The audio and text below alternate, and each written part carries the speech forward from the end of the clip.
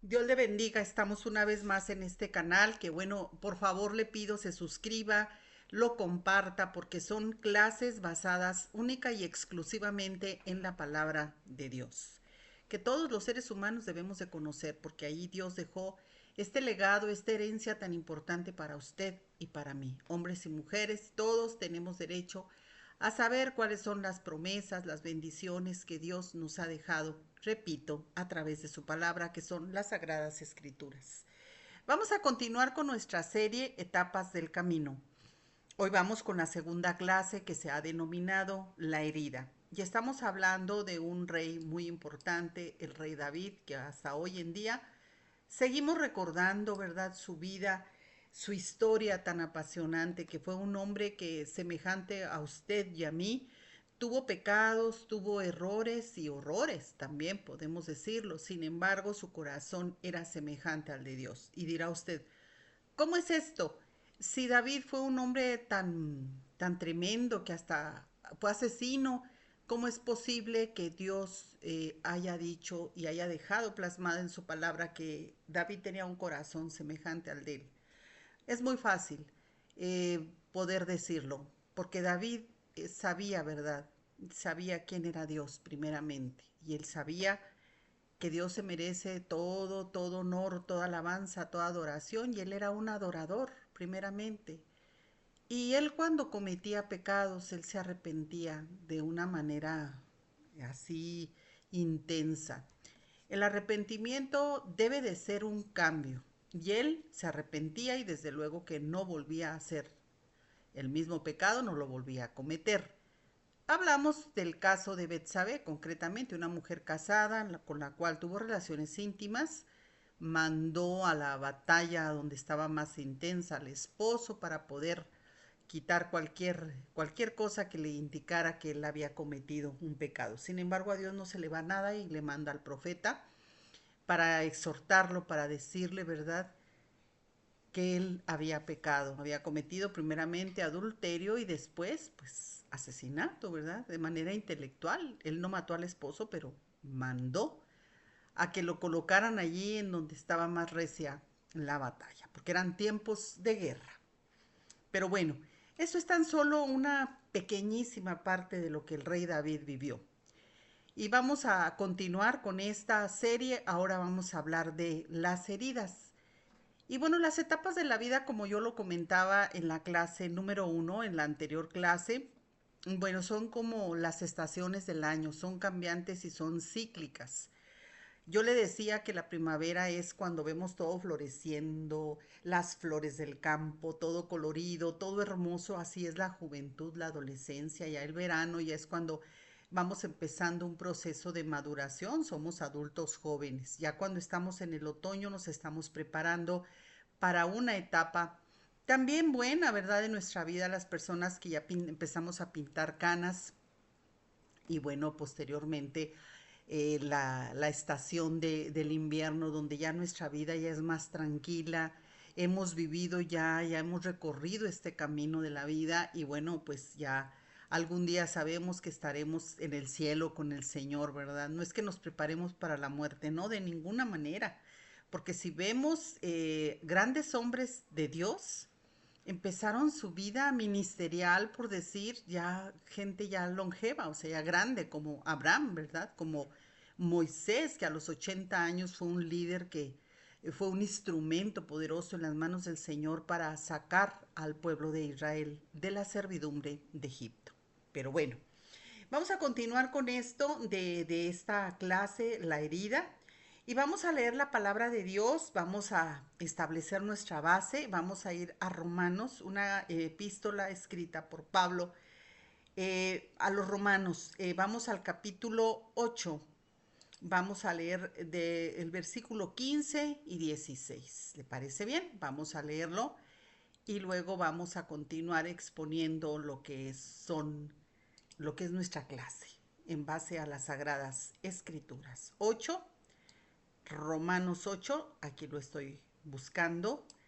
Y bueno, vámonos a los versículos 15 y 16. Dice la palabra de Dios. Pues no habéis recibido el espíritu de esclavitud para estar otra vez en temor, sino que habéis recibido el espíritu de adopción por el cual clamamos, Abba, Padre. El espíritu mismo da testimonio a nuestro espíritu de que somos hijos de Dios. Aquí el Señor nos hace una declaración muy importante. Cuando tú y yo, mi amado amigo, amiga, principalmente, que estás viendo esta clase, has recibido a Jesucristo en tu corazón como único y suficiente Salvador, tú estás recibiendo la vida, pero también estás recibiendo el espíritu de adopción, estás recibiendo la paternidad de Dios. Hay mucha gente que vive en un error, que todos somos hijos de Dios y pues lamentablemente no es así. Digo lamentablemente porque mucha gente dice, no, pues es que yo soy hija de Dios, soy hijo de Dios. Hijo es aquel que toma a Jesús como el Padre y permite que lo discipline y lo corrija.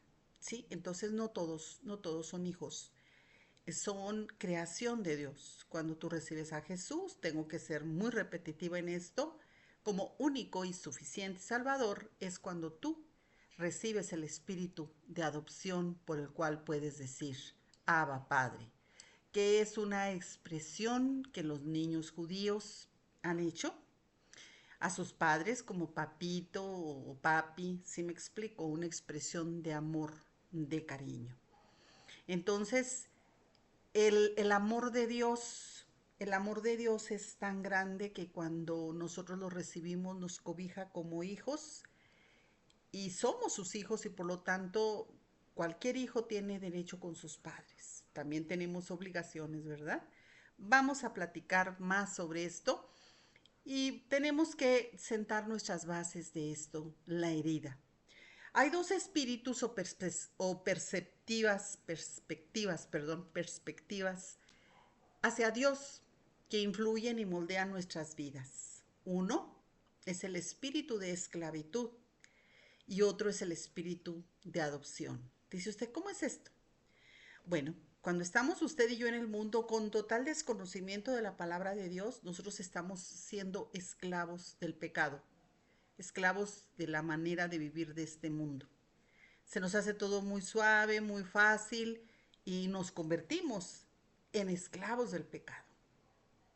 Cuando venimos al Señor, otra vez le repito, entonces Dios nos adopta como hijos, pero nos va a disciplinar y nos va a cambiar y nos va a corregir todo aquello que usted y yo traemos de arrastre muy mal, porque estuvimos en un mundo lleno de corrupción y allí adoptamos el espíritu de esclavitud. Vivir bajo un espíritu de esclavitud es cansado y Dios no quiere que tengamos esa mentalidad hacia con Él. Una donde nosotros tengamos temor a ser castigados cuando nos equivocamos. O por el contrario, nos llene de orgullo cuando hagamos algo bien, creyendo que nuestras obras, lo que usted y yo hagamos, nos hacen merecedores de su gracia. Sí, eso no. El espíritu de adopción nos lleva a decirle a Dios Abba, papito, palabra en arameo que significa papá, papito, usada en un contexto ya de confianza y cariño. Cuando un niño es adoptado, no tiene que ganarse el amor o cariño de los padres. Ellos ya lo eligieron antes y ya es amado. De la misma manera sucede en nuestra relación con Dios y Él nos ha elegido. O sea, el amor de tu aba o de tu papi no está basado en tu desempeño, en mi desempeño, sino en su perfecto amor. Vamos a leer la historia que hemos estado leyendo desde el primer capítulo, desde la primera clase. Vámonos al libro de Samuel, primera de Samuel, capítulo 18. Vamos a leer del 1 al 4 los versículos. Primera de Samuel en el Antiguo Testamento, capítulo 18. Vamos a leer los primeros 4 versículos para ya adentrarnos bien en nuestra clase en el tema principal, la vida del rey David. Aconteció que cuando él hubo acabado de hablar con Saúl, el alma de Jonathan quedó ligada con la de David, y lo amó Jonathan como a sí mismo, y Saúl le tomó aquel día, y no le dejó volver a casa de su padre. E hicieron pacto Jonathan y David porque él amaba como a sí mismo. Y Jonathan se quitó el manto que llevaba y se lo dio a David, y otras ropas suyas, hasta su espada, su arco y su talabarte. ¿Sí? O sea, estamos hablando aquí de que el rey David tenía una amistad entrañable con Jonathan, el hijo de Saúl, o sea, con el príncipe, ¿sí? Era un príncipe, Jonathan. Se querían mucho, tenían una amistad que iba más allá de una simple amistad, era una hermandad, se consideraban hermanos el uno para el otro, establecieron pactos. Usted puede leer sobre esta amistad tan profunda entre Jonathan, el hijo de Saúl, y entre el rey David. A tal punto de que Saúl vio esa amistad, ese lazo de amor tan profundo, y decidió dejarlo allí en su casa, adoptándolo como un hijo, el rey Saúl. Después de haber matado a Goliat, David había sido prácticamente adoptado por Saúl y bienvenido a la familia real. Sin embargo, con el tiempo, la envidia hacia la fama de David empezó a corromper el corazón del rey Saúl, a tal punto que éste continuamente estuviera intentando asesinarlo varias veces. En una de las ocasiones, mientras David estaba siendo perseguido por Saúl, David tuvo la oportunidad de vengarse de Saúl en una cueva donde se metió Saúl a hacer sus necesidades fisiológicas. Allí estaba indefenso. David lo vio, pero no le hizo nada. Un hombre herido por las injusticias de su vida. Fíjese, David estaba muy herido porque este hombre Saúl lo perseguía, pero si encarnizadamente quería asesinarlo sin motivo ninguno. Ningún motivo tenía. O sea, el hombre estaba herido. Después de haberlo aceptado como hijo, ahora era su más terrible enemigo. Y no porque David lo quisiera o porque David se hubiera ganado ese adjetivo de enemigo. No, porque la envidia le hizo presa del corazón de Saúl. El libro de Efesios, el que escribió el apóstol Pablo en los versículos del capítulo 4, 31 y 32 y del 5:1, le vamos a dar lectura, que es lo que habla Pablo en relación a lo que usted y yo estamos comentando, ¿verdad? De cómo se va gestando odio, resentimiento, envidia, amargura, todos estos sentimientos en su alma, que es representada por el corazón. Aquí estamos en este capítulo que Pablo el apóstol escribe y dice: quítense de vosotros toda amargura, enojo, ira, gritería y maledicencia y toda malicia. Antes sed benignos unos con otros, misericordiosos, perdonándoos unos a otros, como Dios también os perdonó a vosotros en Cristo. Qué importante esto, ¿eh? En nosotros, cuando estamos en Cristo, no debe de haber lugar para todos estos resentimientos en nuestro corazón, amargura, enojo, ira, gritería, maledicencia y toda malicia. Eso no debe de ser parte de nosotros. Y vamos al 5 de Efesios, al capítulo 5, en el verso 1 también, para seguir en esta tónica. Sed pues imitadores de Dios como hijos amados. O sea, si usted y yo decimos que amamos al Señor y incluso, ¿verdad? Decimos que estamos todos los días en la iglesia y bueno, cuánta cosa, pero nuestras actitudes, nuestras obras distan mucho de lo que usted y yo predicamos, no estamos nosotros siendo un ejemplo para los demás en relación a lo que usted y yo decimos profesar. Le comento, si usted y yo tenemos todavía todos estos sentimientos negativos de los cuales habla el apóstol Pablo en la carta de los Efesios, lo que acabamos de leer, Bueno, entonces usted y yo todavía no hemos tenido un nacimiento de nuevo, todavía no estamos en el Espíritu siendo santificados cada día más y más. Y nosotros la única manera que podemos otorgar perdón es recibiendo y reconociendo el perdón de Cristo para mí. ¿Cómo es posible que yo no perdone a las personas que me han herido, que me han ofendido, si yo no me acuerdo, no reconozco que Jesús me perdonó a mí? Es importante ir a la cruz y ver que el Señor, que no debía nada, un ser inocente, santo, puro, el Hijo de Dios, fue a una cruz por demostrarme su amor, pero sobre todo para perdonarme de todas mis aberraciones, de todos mis pecados. El perdón es un proceso duro y muy complicado.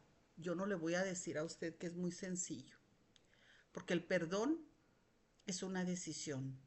El perdón no es lo que yo siento, no es la emoción, es el que yo decida perdonar a esa persona o a esas personas que me lastimaron, que me hirieron. Y esto no es algo que se dé de la noche a la mañana, pero es necesario para sanar heridas del pasado. Escuche bien lo que le voy a comentar.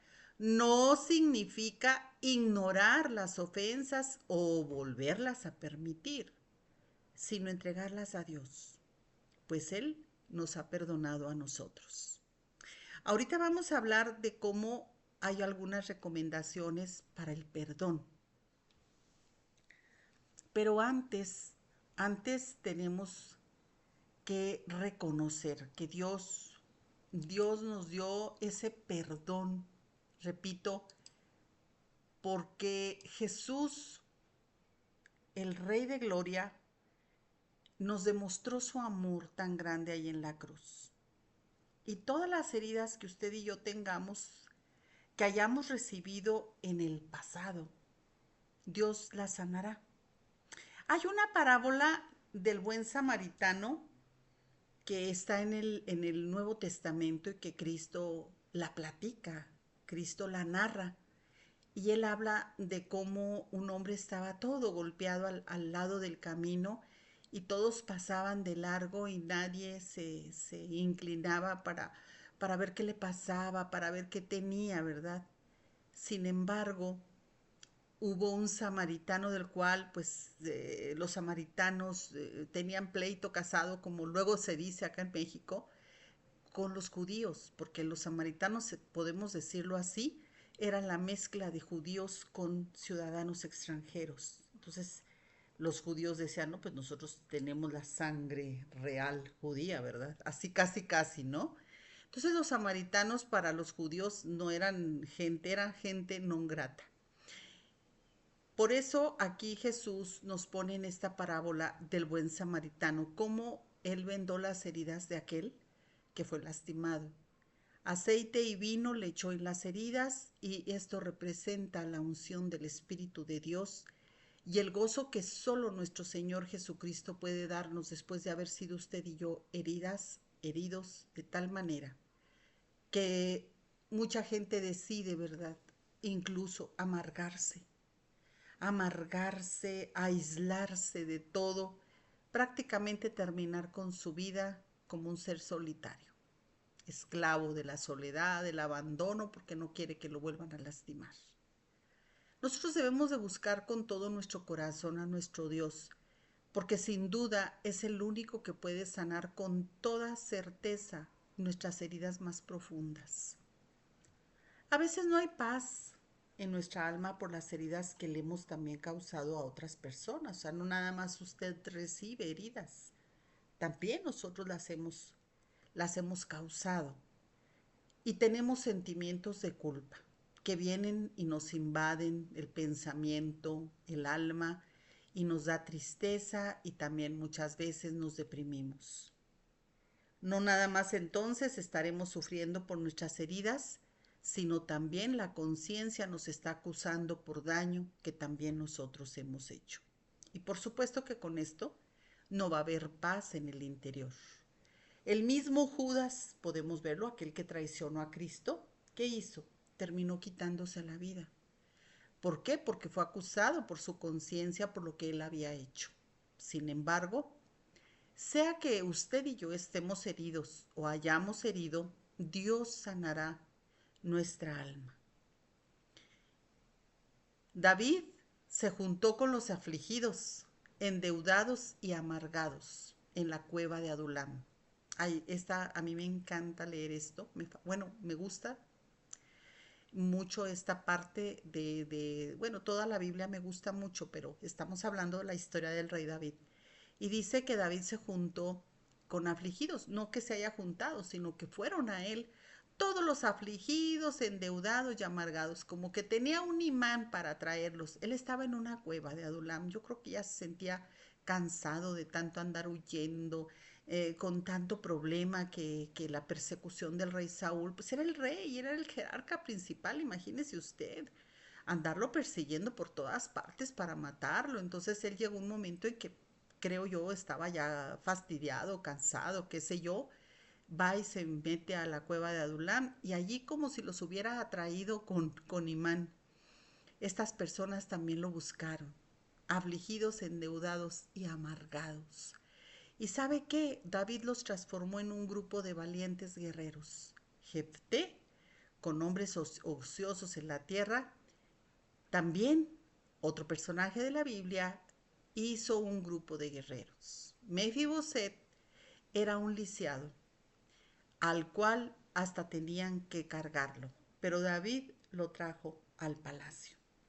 Y a mí me gusta mucho la historia de Mefiboset porque Mefiboset vivía en Lodebar, la tierra sin palabras, la tierra donde nadie hablaba, la tierra donde no daba cultivos, nada, la tierra del no, no hay. Allí vivía Mefiboset, el hijo de Jonathan, el gran amigo de David, que se querían como hermanos. Un día David estaba en su palacio, él estaba allí paseando y le pregunta a sus siervos, ¿hay alguien de la casa de Saúl al cual yo pueda hacer misericordia? Porque él se acordó, ¿verdad? En sus buenos tiempos, como tanto Saúl como Jonathan, bueno, Saúl al principio lo acogió como hijo, ¿sí? Y Jonathan pues siempre hasta le dio su espada, sus ropas, etcétera, porque lo amaba como un hermano. Entonces él le trajo Dios a la memoria al rey David y le dijo a sus siervos que si había alguien para él hacerle misericordia, ¿verdad? Cuando él estaba en su palacio, ya era un rey, ya él ya no tenía los problemas, ya habían muerto Saúl y Jonathan, habían muerto. Y alguien por allí le dijo, sí, dice, Mefiboset, el hijo de Jonathan. Mefiboset, sí, es un lisiado, dice, un lisiado que vive allá en Lodebar. Y pues ahí está, tráiganlo para que yo le haga misericordia. Y mandó a uno de los que había sido siervos del palacio del rey Saúl para que lo trajeran. Y llegan con Mefiboset y Mefiboset pues yo creo que no ha de haber dicho, bueno, ¿y ahora qué está pasando, verdad? ¿Qué me va a hacer el rey? A lo mejor me irá a matar, qué sé yo, ¿no? Lo mandó llevar para darle bendiciones del cielo, bendiciones grandes, diciéndole, desde hoy de hoy en adelante tú vas a estar compartiendo el pan y la sal, o sea, comiendo en mi mesa. Seguramente para Mefiboset fue una sorpresa que a lo mejor no creía, ¿verdad? Sin embargo, este hombre dijo, soy un perro muerto, ¿cómo tú me vas a invitar a que yo esté en tu mesa? Ya haciendo un poquito de historia, podemos percibir que este hombre, Mefiboset, era un hombre que traía mucho dolor en su corazón. Era un hombre que había recibido muchas heridas. Él es rescatado por una nodriza a los 5 años, porque los que habían ganado en ese tiempo la guerra, era de ley que los ganadores de una guerra tenían que acabar con la vida de todos los descendientes y toda la casa del rey derrotado. Este era el caso de Saúl, ¿verdad?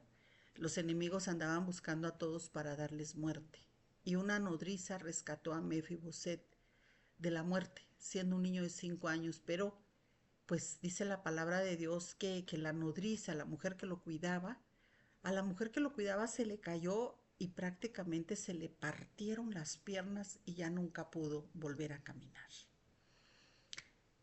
Esto nos muestra de cómo usted y yo podemos tener heridas muy profundas de las cuales recibimos en nuestra tierna infancia, como fue el caso de Mefiboset, un muchachito que no sabía ni qué onda ni qué estaba pasando. Sin embargo, fue tal el golpe que yo todavía no me lo explico, porque por muy alta que hubiera estado la mujer que lo cuidaba, pues como para que le partiera prácticamente las piernas y ya nunca dejarlo lisiado, tiene que haber sido un golpe bastante fuerte, o la columna de plano se la destrozó. Hay gente que en nuestra infancia, en nuestra vida, a lo mejor quisieron hacernos lo mejor, nuestros padres, ¿verdad? A lo mejor quisieron en muchas ocasiones cuidarnos, salvarnos de cosas que usted y yo desconocíamos como niños que existían. Y lamentablemente por su desconocimiento, por lo que haya sido, muchas veces la omisión de cuidados hacia nosotros provocó que usted y yo fuéramos lastimados. Y no precisamente que fuéramos heridos de tal magnitud que quedáramos con una discapacidad. A lo mejor no siempre es el caso, a veces sí puede ser esto. Hay padres que no se preocupan por atender a sus hijos de enfermedades cuando son pequeños, y esas personas crecen, ¿verdad? Con ese problema, incluso llegan a ser discapacitados. Pero lo que también te marca todos los días de tu vida, sin duda, son las heridas. ¿Cuántas veces, verdad, hemos nosotros recibido heridas de quienes amamos tanto, que son nuestros padres, nuestra madre, nuestro padre?